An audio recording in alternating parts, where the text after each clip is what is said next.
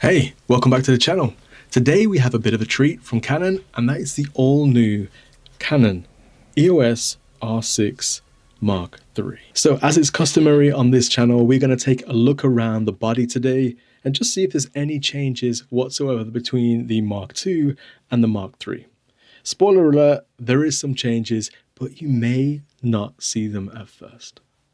We do have a Mark II with us today, so if you stay around for the end of the video, we will dive in and have a look at those side by side. Okay, let's start with the front of the camera here. As you can see, it's something we're very used to with Canon, a very similar style to what we've previously been seeing. We've got our shutter button here at the front.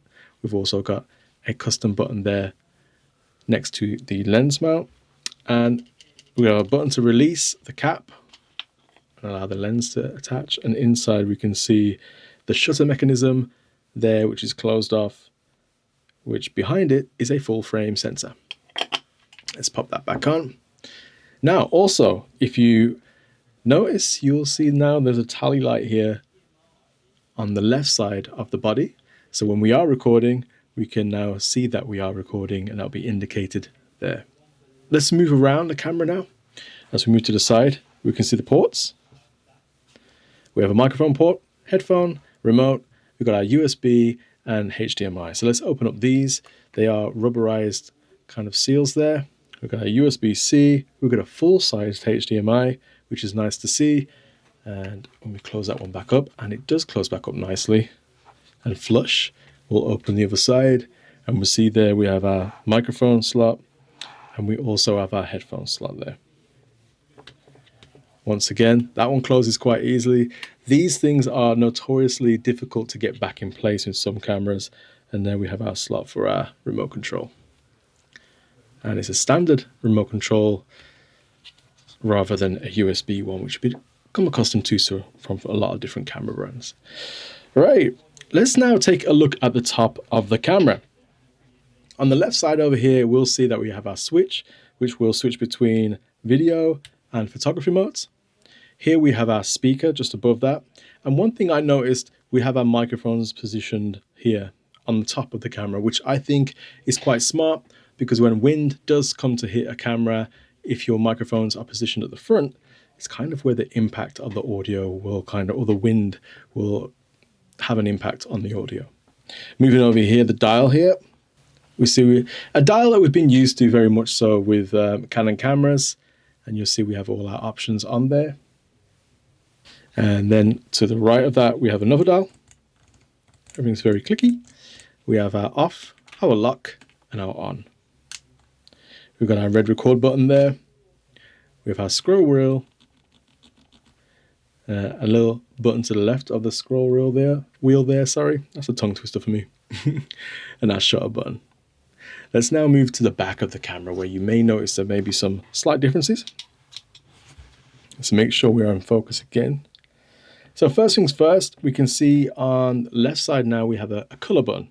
Things have changed with this camera. We're not talking about that today in this video, but there will be some new options with this particular camera which you may be interested in. So stick around for that video on our channel also.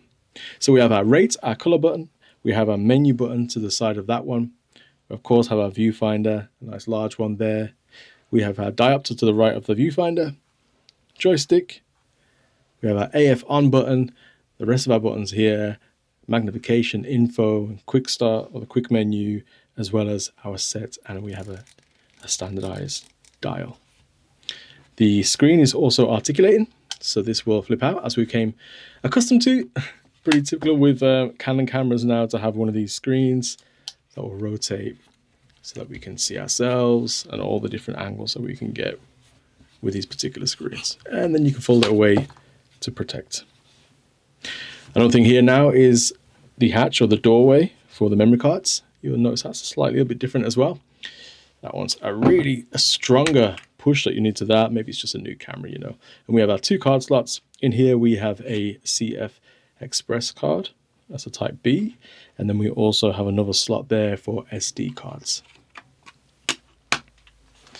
And at the bottom of the camera here, we have our battery. If we pop that one out, you'll see that we're running on the LPE6P batteries.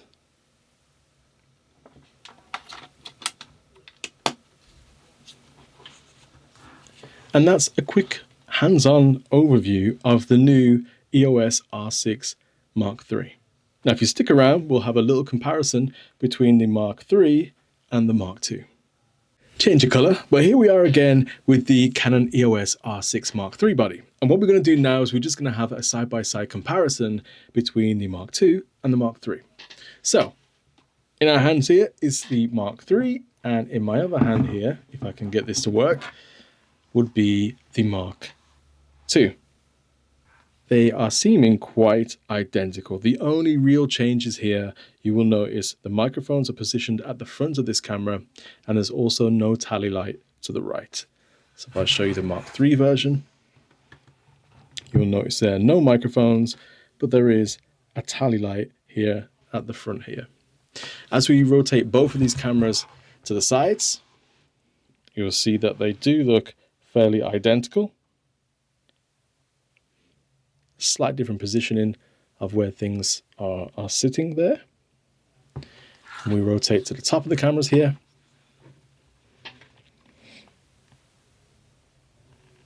We'll see that there is some differences in placements of things. For instance, the speakers are placed in two different locations. The microphones are also placed in two different locations. The dials on the top are hard to see, but they are actually slightly different between the two cameras. You'll notice on the R6, some of the Mark III of the R6, some of the dials are a bit larger and a slight different design. For instance, the switch here on the Mark II has like a ring indentation to it, where that's been done away with on the Mark III. Real small, subtle changes. And also you'll see the dial here on the Mark II is a bit larger than what it is on the Mark III, which has allowed this dial here to be a bit larger on the Mark III than it is on the Mark II. Quite subtle changes, but they are there. And you can see that there's some more accessibility buttons here. This is being able to transfer to a mobile phone, whereas that shortcut is not on the Mark II right there. One big difference I've noticed, and I'm not sure if this shows up on the camera, but between the two cameras, the Mark III seems to be a darker, more satin finish, whereas the Mark II is kind of a more gray granite. I'm not sure if that shows on camera, but we'll try and do some detailed close-up shots to try and see if we can convey that to you guys on YouTube. So let's now take a look at the back of each of these cameras, if I can fit those in. The buttons and dials here are very similar. You will see there's one or two changes. Let me just rotate this one around for us. So first, let's take a look at the Mark II.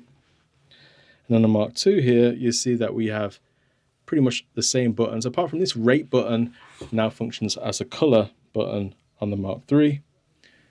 The joystick seems like it's set in place just a little bit different, a bit more of a rounder edge to it than the others.